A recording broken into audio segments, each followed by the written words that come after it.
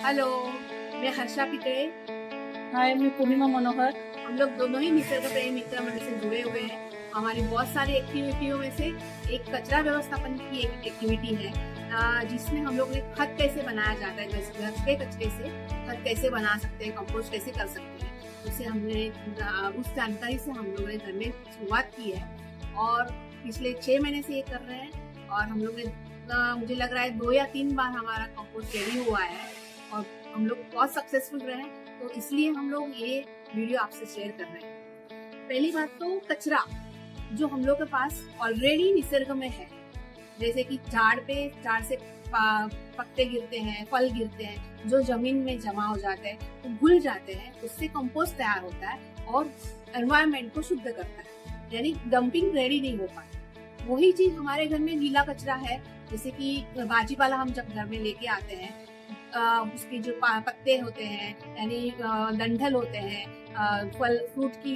जो स्किन होती है, वो सब हम लोग जो डस्टबिन में डाल देते हैं, वही चीज से हम लोग कंपोस्ट तैयार करते हैं। और हम लोग ये कंपोस्ट हमारे झाड़ के लिए ग्रो के लिए यूजफुल होता है, जो घर के घर में हम लोग का रेडी हो जाता है, कचरा बाहर नहीं जाता है और हम लोग उससे एनवायरनमेंट को भी शुद्ध कर सकते हैं। पूर्णिमा आपको बताएगी कि ये हम लोग को करना क्यों जरूरी है। किचन कंपोस्ट, ये किचन कंपोस्ट होता क्या है?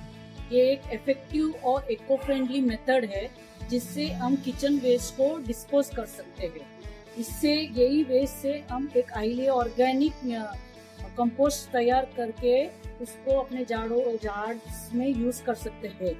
और इसके फायदे क्या है? इसके फायदे ये है कि इससे हम केमिकल फर्टिलाइजर पर डिपेंडेंसी कम होगा, अपना जो हमारा जो सॉइल है वो फर्टाइल हो जाएगा और सब प्लांट्स को ऑर्गेनिक न्यूट्रिएंट्स मिल जाएगा और इवन एनवायरनमेंट को सेव करने में वो हेल्प करेगा। बराबर। और नाइट्रोजन कम हो जाएगा अपने आप, तो ऑक्सीजन लेवल भी बढ़ जाएगा और हम लोग एनवायरनमेंट के लिए एक कुछ अच्छा काम कर सकेंगे। तो ये चीज करने के लिए हम लोग आगे किस तरह से प्रोसेस किया जाता है वो एक स्टेप बाय स्टेप आपको बताएं। तो हम लोग स्टार्ट करेंगे कि हम लोग को कंपोस्ट कैसे करना है, उसके लिए क्या क्या लगेगा और कैसे करते हैं, वो प्रोसेस हम लोग स्टार्ट करेंगे। पहली बात तो कंपोस्ट तैयार करने के लिए जो हमारे घर में अवेलेबल है उसी से कंपोस्ट बनना है, कुछ बाहर एक्स्ट्रा लाना नहीं पड़ता है। पहले तो जैसे मैंने डब्बा लिया है, वैसे उसी की जगह पे इसमें जो हम लोग कचरा डालेंगे उससे कंपोस्ट बनेगा। उसकी जगह पे आप मड़का ले सकते हैं, बकेट जो टूटा हुआ है आपके पास, समझो कलर के डिब्बे हैं, वो सब यूज कर सकते हैं। जो चीज आपके पास अवेलेबल है उससे काम कर सकते हैं। फिर ये रोज का कचरा जो निकलता है, भाजी पाला वगैरह, वो यूज करना है आपको। कांदे के छिलके हैं, लहसुन के छिलके हैं, ये डंठल है। फिर मेरे घर में जो झाड़ वगैरह प्लांट्स है, उसमें से जो सूखा पत्ते निकलते हैं उसका भी हम लोग यूज करेंगे। और थोड़ा बहुत हम लोग को सॉडस्ट लगेगा, और या तो सॉडस्ट की जगह पे आप कोकोपीट भी ले सकते हैं, या तो बहुत बार हम लोग मिट्टी भी यूज कर सकते हैं उसकी जगह पे। तो हम लोग शुरुआत करते हैं। पहले तो हम लोग को इसमें हम लोग को ये है कि इसमें होल गिराने पड़ेंगे एयर पास होने के लिए। तो एयर पास होने के लिए मैंने ऑलरेडी थोड़े बहुत यहाँ पे होल्स बना दिए हैं आपकी जानकारी के लिए। यहाँ से एयर पास होनी चाहिए, जो भी हम लोग अंदर कचरा भरेंगे तो प्रोसेस अच्छी बनेगी। मैं आपको 1-2 होल्स करके बता देती हूँ कि वो कैसे करते हैं। मेरे पास ये जो स्क्रू ड्राइवर है अवेलेबल है, आप नाइफ भी ले सकते हो या कुछ भी ले सकते हो। उसको गर्म करें और गर्म होने के बाद अच्छी तरह से जब गर्म हो जाता है तो ये होल बनाने के लिए आसान पड़ जाता है।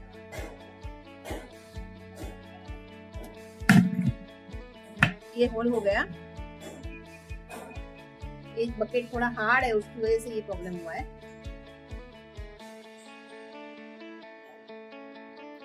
नीचे होल इसके लिए गिराने पड़ते हैं, समझो कचरा थोड़ा बहुत गीला रह जाता है तो उसमें से जो पानी निकलता है उसको हम लोग इसमें से ये होल के वजह से निकल जाता है। तो ये पहले तो हम लोग को इसी नीचे बेस के लिए हम लोग एक ईंट लगा देंगे।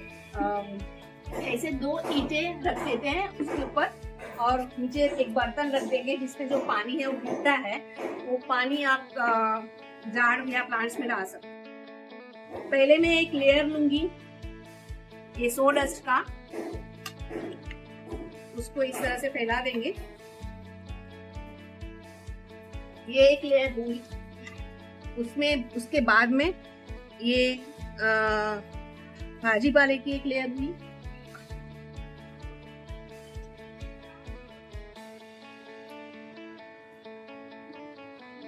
फिर से एक लेयर बना देंगे। उसमें थोड़ा मैं कोकोपीट भी डाल देती हूँ।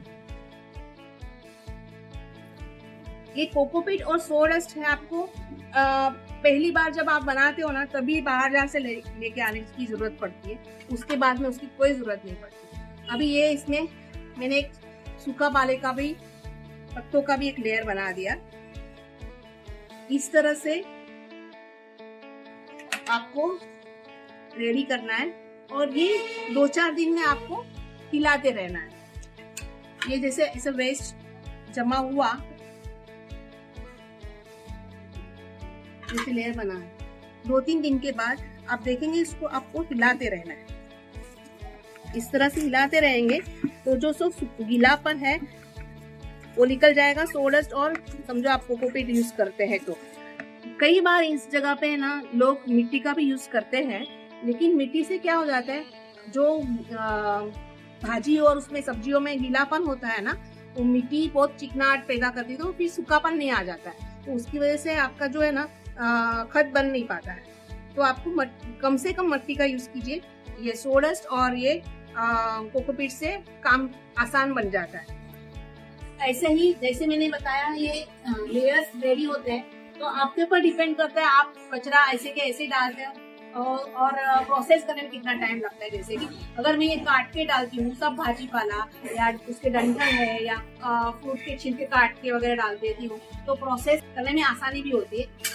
और आप सोचेंगे कि कितना कचरा जमा हुआ तो उसमें कीड़े पड़ सकते हैं या मच्छर पैदा हो सकते हैं, लेकिन ऐसा कुछ नहीं होता है। जो हम लोग कोकोपीट और ये मिक्स करते हैं तो उसमें जो हीटनेस जो होता है, सो डस्ट में जो हीट होता है, उससे मच्छर या दुर्गंध भी नहीं आती है, ना ही कीड़े पड़ते हैं। और आपको ये हर 2-3 दिन में हिलाने की प्रोसेस करनी ही है।